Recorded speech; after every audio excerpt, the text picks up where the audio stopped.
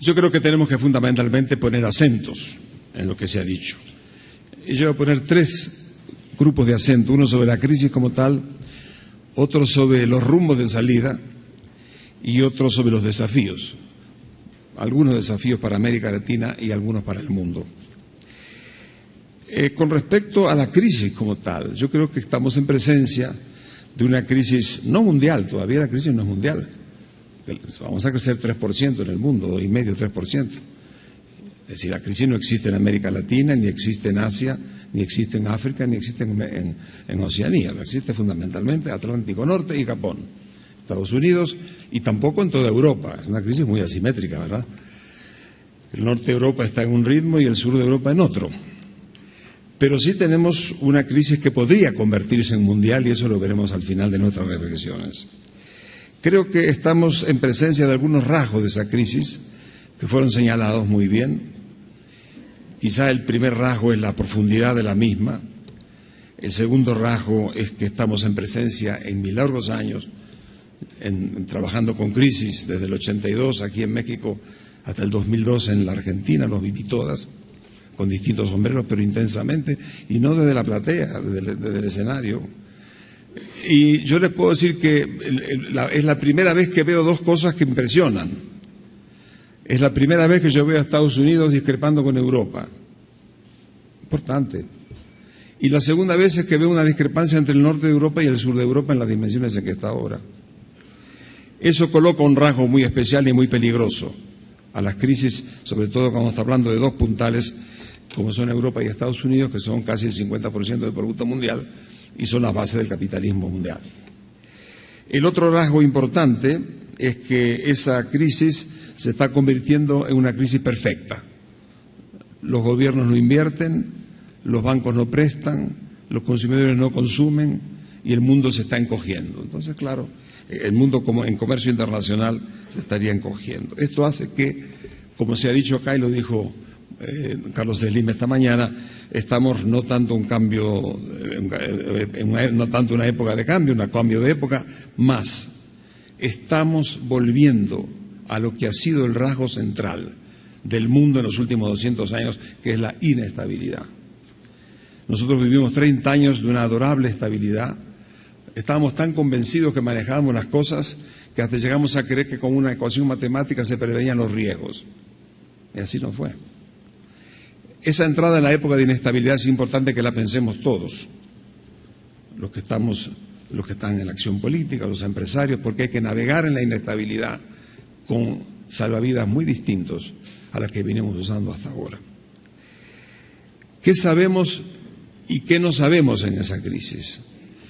Sabemos algo, y ya se fue viendo, sabemos que esto va a durar, como duró la crisis del 30, donde realmente la integración de los mercados se dio a mediados de los 50, y qué hubo en el medio, y qué hubo en los 30, ¿verdad? Sabemos que esto va a durar, y sabemos, muy importante, que el mundo que llegaremos no es el que partimos, es otra economía, es otra sociedad, y son otras relaciones internacionales. Es otra economía porque está basada en la economía del conocimiento, afortunadamente, que ofrece oportunidades impresionantes, y con la emergencia de todo un mundo, el emergente que hoy ya está tocando el 50% del Producto Mundial. Entonces estamos en presencia de una nueva vigorosa realidad que abre enormes oportunidades a la civilización del futuro. Estamos en una nueva sociedad, sí, lo ha dicho muy bien José Miguel, una sociedad donde hay nuevos fenómenos, una nueva sociedad donde hay clases medias. En América Latina se habla que más 60% ya son clases medias. Una sociedad que incorpora la violencia como un fenómeno, un desafío permanente en la vida de la gente. E incorpora un nuevo elemento que también lo mencionó Insulza, que es que empiezan a aparecer las mayorías queriendo intervenir mucho más en la sociedad. Y eso desafía a la política, a la economía y a la sociedad. Una sociedad vigorosa, pero con muchos problemas que nos obligan a repensar cómo administrar y cómo movernos en esa sociedad. Y unas nuevas relaciones internacionales, que eso realmente es muy importante y que es clave para sacar de conclusión de la mañana de hoy. Es decir, el mundo del pasado fue un mundo bipolar, y ahora vamos a pasar al mundo multipolar. Es mucho más peligroso el mundo multipolar. Cuando se ponían de acuerdo Washington con Moscú, respirábamos todos. Pero hoy en día hay que poner de acuerdo a Washington, a Alemania, a Inglaterra, a Francia, China, la India, Brasil. Ese mundo multipolar va a ser muy difícil de administrar. Bien lo sabe Europa, que fue multipolar por 800 años e inventó todas las guerras. Es decir, cuando hay mundo multipolar hay muchos riesgos, y eso implica un desafío de construir un nuevo conjunto de relaciones internacionales que son realmente muy importantes para vivir en paz. Y no es solamente una conciliación de intereses económicos, que siempre se va a lograr. Hay que incursionar en acordar valores, y son los valores occidentales y los orientales. El mundo está viviendo la transferencia de poder económico más grande en la historia de la humanidad. Esa realidad que tenemos por delante va a implicar definir un nuevo multilateralismo, quizá unas nuevas Naciones Unidas, pero hay que tenerla. Entonces, esos son un poco los rasgos de la crisis que nos toca vivir y que tenemos por delante. El segundo elemento que quería destacar era el problema, y también con el anterior, que no sabemos. Bueno, no sabemos realmente cómo enfrentar las salidas en este momento. Eso es un tema, esta confusión, como dicen los brasileños, es muy importante y tenemos que de alguna manera reflexionar sobre ella. Yo diría que si tuviéramos que inventar algún rumbos por los cuales orientar la acción, yo diría que habría tres caminos, sin poder realmente incursionar en ninguno de ellos con demasiada autoridad. Uno, el camino de duración sin dirección, que es lo que hay ahora. Y fundamentalmente eso mira fundamentalmente a Europa. Segundo, duración con dirección, que es a lo que habría que aspirar y se está aspirando ahora confusamente. Y lo tercero es el caos, que es la opción que mencionaba Ocampo, el hecho de que se interrumpa el euro y que la Unión Europea como tal haga crisis fundamental.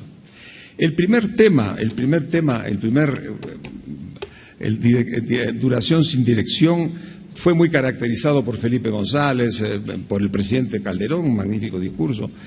Es decir, duración sin dirección es lo que nos ha pasado un poco en los últimos tiempos, es decir, sobre todo en Europa, no en Estados Unidos, en Europa mucho más. Es decir, tenemos un privilegio de soluciones basadas fundamentalmente en crisis de solvencia, cuando en lo que en fondo hay una gran crisis de liquidez. Un espacio monetario que no tiene Banco Central, prestamista de última instancia. Es una cosa inconcebible que no tengamos una cosa así. Tenemos además una situación en donde prácticamente los países están sin disponer el único elemento es la austeridad, es decir, optar por el ajuste fiscal antes de estabilizar financieramente.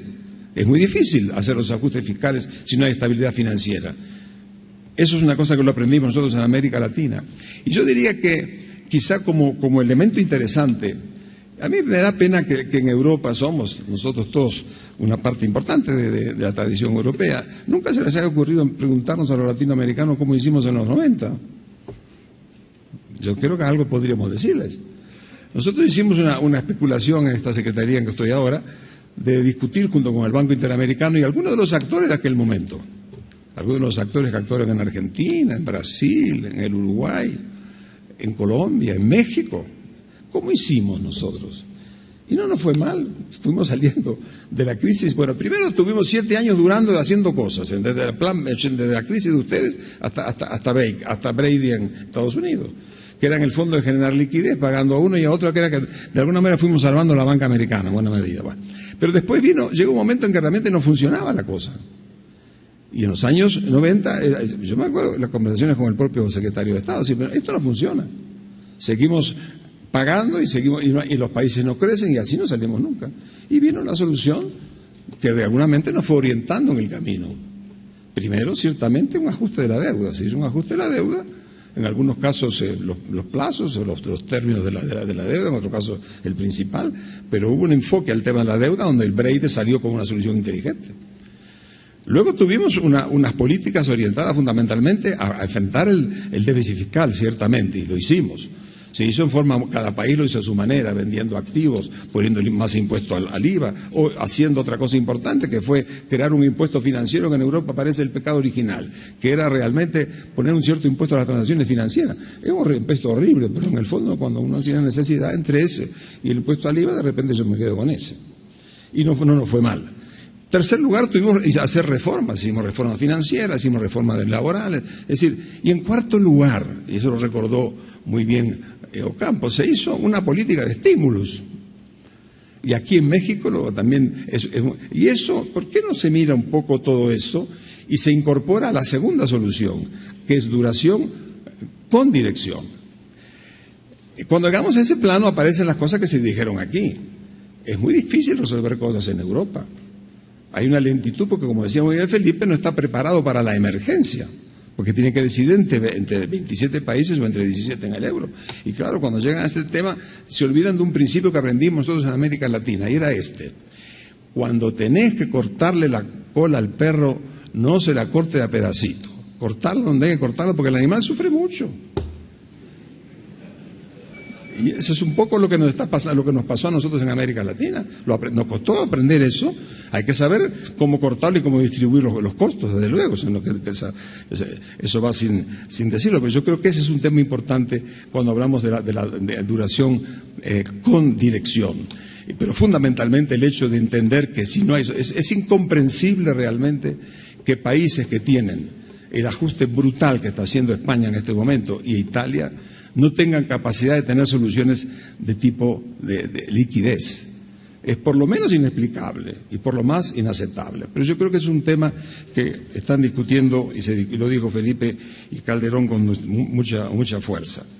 El tercer elemento es lo que decía muy bien también Ocampo. Ciertamente, si entramos en un momento en donde se hunde el euro, esto es un golpe muy importante para la economía mundial y podemos entrar en la recesión mundial. A mí conozco que los alemanes mandaron pedir un estudio a un grupo de especialistas para que estudiaran el impacto que tendría en Alemania una crisis de esa magnitud. Y ese grupo determinó que entre 10 y 20% caía del producto. Es decir, yo no quiero ni pensar el incendio que eso sería. Yo espero que antes de llegar a eso tengamos un poco el sentido común de no precipitar las cosas a ese nivel. Entonces, esos serían un poco los tres caminos. No hay una respuesta clara a la pregunta que hace la agenda. No sabemos, en el fondo estamos orientándonos y tratando de hacer pie en lo que hemos hecho en el pasado algunas regiones, y ojalá que se pueda mirar. Y en segundo lugar, tratar de pensar que si no hay restauración en la solución de duración con dirección de ciertos principios comunitarios basados en el sentido común y la experiencia pasada, las cosas pueden ponerse muy feas. Tercera área de reflexiones, que es el tema de algunas reflexiones para América Latina y algunas reflexiones para el mundo. Con respecto a América Latina, el impacto ciertamente nos toma mejor, no tanto mejor como en el 2009, pero estamos mucho mejor, casi 800.000 millones de dólares de reservas. Son cifras de Walt Disney para nosotros. Mi generación es una cosa que nunca hubiera imaginado, pero las tenemos. Eso es un colchón importante que no se puede despreciar. En segundo lugar, vamos a tener un impacto de comercio. El impacto de comercio de Europa no es tanto, 13% son las exportaciones a Europa, aunque el Mercosur fundamentalmente es más del 20%. Pero ciertamente en la medida que tengamos el impacto de comercio que señala Ocampo es cierto, y sobre todo a nosotros nos preocupa el tema chino, particularmente de Panamá para abajo, donde el tema de la presencia china es fundamental en el volumen exportador. En materia de sector financiero, hay una situación financiera, hay sectores financieros que están en este momento presentes de la banca internacional, pero es una banca sólida, una banca aburrida en algún sentido. No cometimos las grandes atracciones de la banca de los países del norte, sino que yo creo que hay ahí una reflexión importante, y me parece que en ese sentido hay una razonable tranquilidad de que el sistema financiero es hoy sólido, tanto de la banca extranjera como de la banca local. Y en tercer lugar, tenemos que pensar también, mirando hacia el futuro, que el problema fundamental es que en el mundo que vendrá de inestabilidad, navegar en convoy es mejor que navegar solo. La redefinición de la cooperación regional es muy importante, porque creo que es una forma de defendernos todos. El valor hoy en día del mercado interno, que también señalaba Ocampo, es fundamental. Estamos hablando de 7 y pico de trillones de dólares, creciendo. Entonces ahí hay un capital importante sobre el cual asentar muchas cosas para hacer, no para aislarnos del mundo, sino para hacerlo, ganar productividad y en ese sentido competir mejor en el escenario internacional. Eso con respecto a lo que podríamos llamar el caso de las preocupaciones a nivel de América Latina. No voy a hablar de todos los temas de competitividad, los temas sociales, de educación, porque todo eso no es el motivo en el día de hoy. Diré yo que la crisis nos lleva a reflexionar sobre esos 2 o 3 temas centrales en los cuales van. Y por último, alguna reflexión con respecto al mundo. Yo diría lo siguiente con respecto a los temas de carácter mundial, ¿no? Yo creo en lo primero, por lo que dije anteriormente, que tenemos que ir pensando en la sociedad del futuro, la gente joven sobre todo, tiene que ir pensando en que hay que construir una auténtica gobernanza real. El G20 es una etapa inicial, pero tenemos que llegar a construir una nueva gobernanza que refleje los poderes políticos del mundo, los poderes económicos del mundo y que se sienta todo el mundo participando de acuerdo con su importancia relativa en lo que es ese mundo que vendrá. Yo creo que de alguna forma tenemos que pensar que la reintegración de los emergentes del poder mundial es un tema de gran magnitud y fundamentalmente generar y fortalecer el multilateralismo. Pero es un multilateralismo que partió del año 45, es una maravilla el hecho de haber creado realmente una asociación de Naciones Unidas, o si no existieran había que recrearla de vuelta. El mundo tiene que creer en esto y para eso tiene que hacer realmente una refundación de las bases de la nueva gobernanza. Sistema financiero. Es un tema, yo también ahí, he sido de todos los sombreros posibles, públicos y privados, y puedo tener cierta autoridad de la experiencia propia. Es cierto, todas las crisis comienzan por los lados financieros. Es cierto también que en los últimos 20 años el mundo financiero fue capaz de hacer ingenierías financieras absolutamente espectaculares y que aportaron mucho al crecimiento. Pero es cierto también, y hay que reconocerlo honestamente, que el sector financiero no bancario es hoy realmente un sector muy grande, desregulado y muy poderoso. Yo lo que digo es lo siguiente: hay una corriente creciente hoy en día de pensamiento, tanto político como técnico, que dice que quizá el mundo tiene un sector financiero no bancario demasiado grande. No precisamos tener un mundo financiero no bancario que es 30, 40 veces el sector de bienes y servicios del mundo. En fin, hay que repensar esto, es un desafío importante, pero está creciendo una idea que no se puede dejar de lado. El sector financiero tiene que formar parte del mundo en su integralidad, responder a los grandes objetivos políticos y sociales, y para eso el tamaño es un fenómeno que complica la vida. Es para pensarlo. Yo estoy cada vez más seducido por esta posición porque creo que las cosas que están pasando, lo que hemos visto en la generación de esta crisis, lo que hemos visto con el LIBOR el otro día, todo eso nos pone un poco nerviosos si realmente es posible construir una sociedad balanceada si no tenemos en cuenta ese tema. El tema comercial es muy importante, yo creo que hace bien haberlo reflejado el presidente Calderón y lo mismo lo acaba de poner ahora muy bien el amigo Campo. Y yo diría, viviendo en Europa, yo no puedo dejar de reconocer y valorar otro tema que es fundamental, el tema del empleo. En los años 30 el tema del desempleo fue un poco el precipitante de tantas cosas. Hoy tenemos un serio problema en materia de empleo. Hay 75 millones de jóvenes desempleados en el mundo, 200 millones de jóvenes que viven con menos de $2, pero sobre todo con una juventud que, a diferencia de la juventud del pasado, la juventud es la edad dorada de la vida, que es la edad de la aventura, hoy en día tenemos una juventud con miedo. Uno, el miedo a morir, porque toda esta violencia que hay en el mundo, los que ponen los cuerpos son los jóvenes. Los grandes muertos son la gente joven. Y lo otro que es grave, que yo lo percibo en las calles de Europa, el miedo a sobrar, a que no haya una sociedad en la cual realmente uno puede insertarse. Esos miedos ya están haciendo carne. El mundo no puede vivir con una Europa donde hay países que de cada 2 jóvenes hay 1 desempleado. Es un desafío muy grande, estructural y coyuntural, no es un tema fácil. Pero yo tengo la impresión de que en ese concepto de la juventud, una juventud que tiene miedo a morir y a sobrar, no podemos construir realmente un futuro como quisiéramos tener. Y por último, por supuesto, todo esto va a llevar a un nuevo modelo. Yo soy optimista porque incluso entre los grandes temas, como el tema del clima, como el tema de los avances en la utilización de las nuevas tecnologías, hace pensar que el hombre siempre ha superado a través del ingenio y la voluntad los problemas que tiene en el presente. Pero hay que trabajar todos juntos y los peligros son muy grandes y es bueno que seamos conscientes que esa nueva etapa todavía está por mostrar su última cara. Muchas gracias.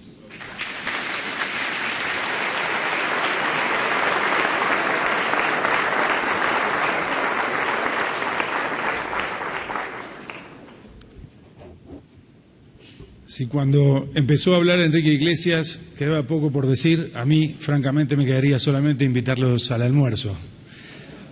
Pero voy a hacer un esfuerzo por cumplir en un plazo breve con el pedido del presidente Sanguinetti, identificando algunas balizas, algunas señales que nos indiquen por dónde va el camino, cuál es el rumbo en este cambio de época. ¿Por qué estamos cambiando de época? Hoy hablamos a la mañana, el ingeniero Slim, el presidente Sanguinetti remarcaban que es una época de cambios, un tiempo de cambios y que estamos viviendo un cambio de época.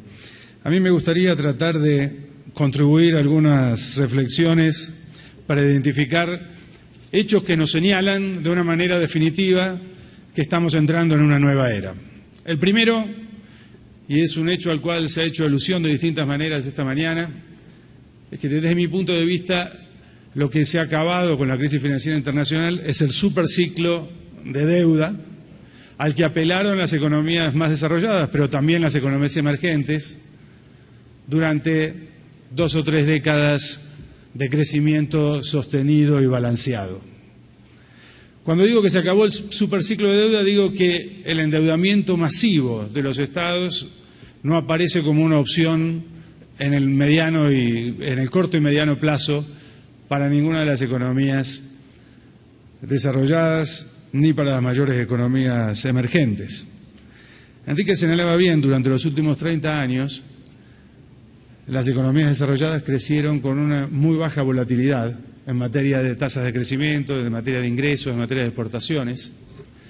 Y yo creo que este ciclo ha culminado. En el futuro lo que vamos a ver es más volatilidad, vamos a ver tendencias de crecimiento en los países desarrollados que van a estar por debajo del promedio histórico y un mayor desempleo estructural. Fíjense, si uno combina alta volatilidad con una tasa de crecimiento por debajo del promedio histórico, o con una tendencia por debajo del promedio histórico, lo que se va a encontrar son recesiones más frecuentes, que sin duda van a afectar a nuestras economías.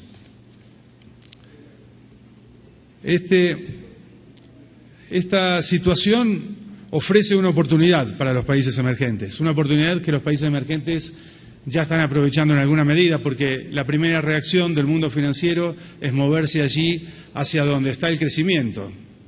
Y ese es tal vez el segundo hecho que quiero remarcar. Hoy los países emergentes no solo están tocando, como decía Enrique Iglesias, casi el 50% del Producto Bruto Global, sino que además representan el 70% prácticamente del crecimiento de la economía global en nuestros días. Los países que mejor han aprovechado estas oportunidades son países con políticas monetarias expansivas, que tienen consumidores poco apalancados, cuyos sistemas financieros representan, en términos de créditos otorgados al sector privado, un porcentaje relativamente bajo del PBI, tienen un buen dividendo demográfico y tasas de interés declinantes. Ejemplos de estos países en la región: Brasil, India, Indonesia, en Asia, Malasia asimismo y Turquía.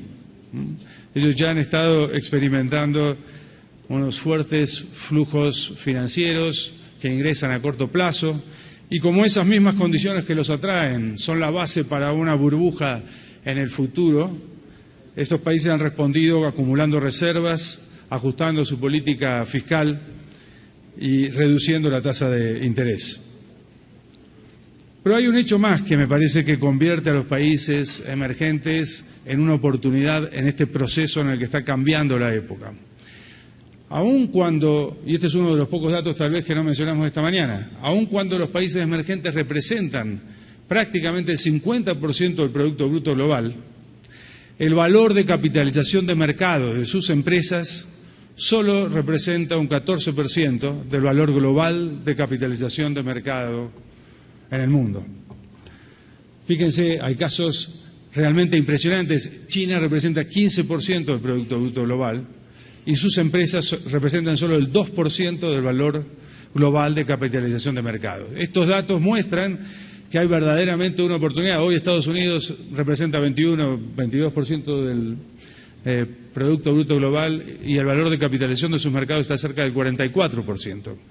Ahí es donde radica verdaderamente la oportunidad de crear valor en los países emergentes y poder descifrar las señales que nos permiten llegar a tiempo a realizar ese valor, llevando a las empresas de los países emergentes a los mercados financieros locales y globales, representará en el futuro próximo un elemento de competencia extremadamente importante.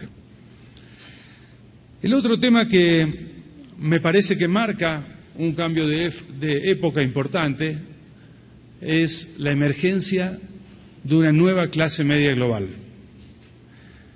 De alguna manera hoy hemos mencionado el dividendo demográfico. En distintas intervenciones hoy, los expositores, los oradores que me precedieron mencionaron la importancia del dividendo demográfico, y vaya si la tiene, ¿no? Por ejemplo, para tomar el caso de China, la población en edad de trabajar en China pasó de un 46% en el año 75 a un 65% en nuestros días.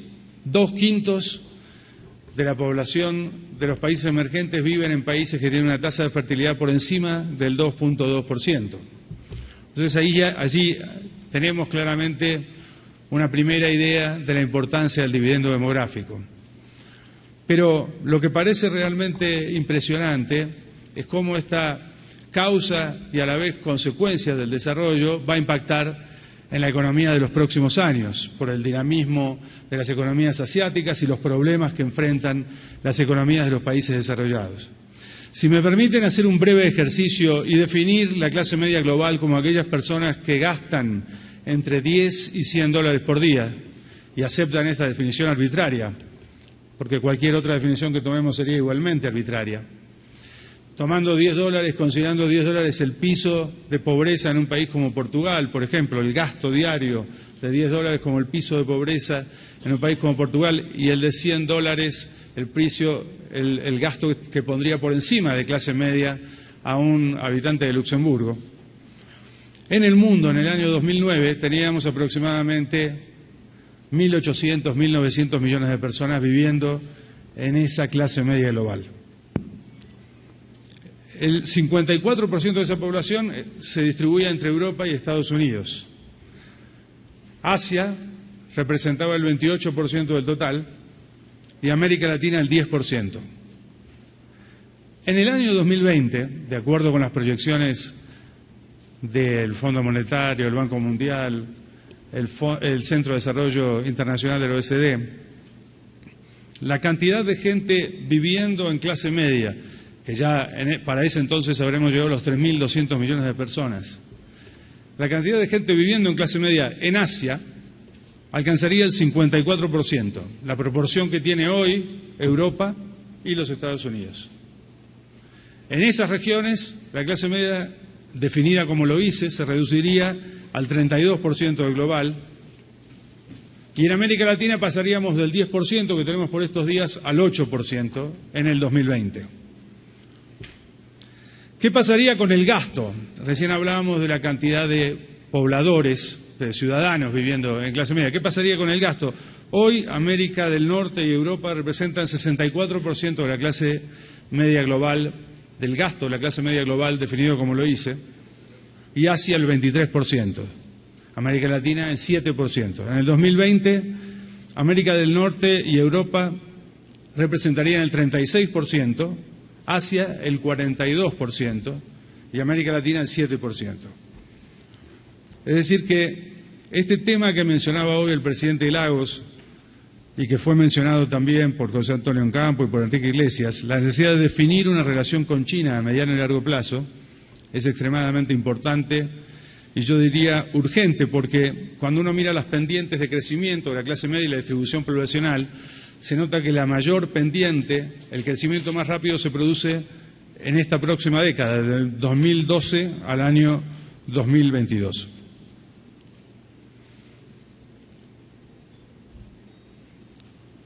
En mérito al poco tiempo que tenemos, voy a obviar algunas otras menciones que iba a hacer, pero que ya han sido mencionadas por otros senadores, y voy a quedarme con estos tres comentarios entonces. El fin del superciclo de la deuda, la emergencia de los países, de las economías emergentes, como una gran oportunidad de inversión, especialmente debido a la escasa participación de sus empresas en el valor de capitalización de mercado global, y la emergencia de una clase media global. Yo creo que estos tres elementos sintetizan bien algunas señales que pueden definirnos en qué rumbo podría moverse el mundo y en qué rumbo deberíamos buscar nosotros. Pero, por supuesto, me resultó más fácil cuando preparaba la presentación identificar dudas acerca de si ese rumbo se va a materializar. La primera de las dudas tiene que ver con el aumento del proteccionismo y el grado que alcanzará la crisis financiera en Europa. Sin ninguna duda, definir de una manera clara un mecanismo de gobernanza global en un mundo semiglobalizado o inclusive globalizado extremadamente por regiones y muy poco globalizada en otros, en mi opinión, es un desafío muy importante para la comunidad internacional. En mi experiencia en el sistema multilateral y luego trabajando en el sector privado, me resultó evidente que el gran esfuerzo por promover la globalización y la integración de los mercados ha convertido al mismo concepto de regulación en un elemento antagónico de la globalización y la integración de los mercados. Bueno, yo pienso, y la duda que tengo es si en los próximos años lograremos revertir esa idea de que la globalización significa ausencia de regulación. Yo creo que justamente estos problemas que vivimos nos muestran que en el futuro, para que la globalización prospere, necesitaremos más intervención y más regulaciones de los Estados. Les doy un ejemplo sencillo que se me ocurrió a raíz de un viaje que hice recientemente con el caso del mercado del arroz. El precio del arroz ha estado sometido a fuertes fluctuaciones y una enorme volatilidad en los últimos años, y participé de un debate donde se discutía si había que liberar el mercado internacional o si había que regularlo con precio de sostén. La verdad es que solamente el 5% del arroz que se produce en el mundo se comercializa a través de las fronteras.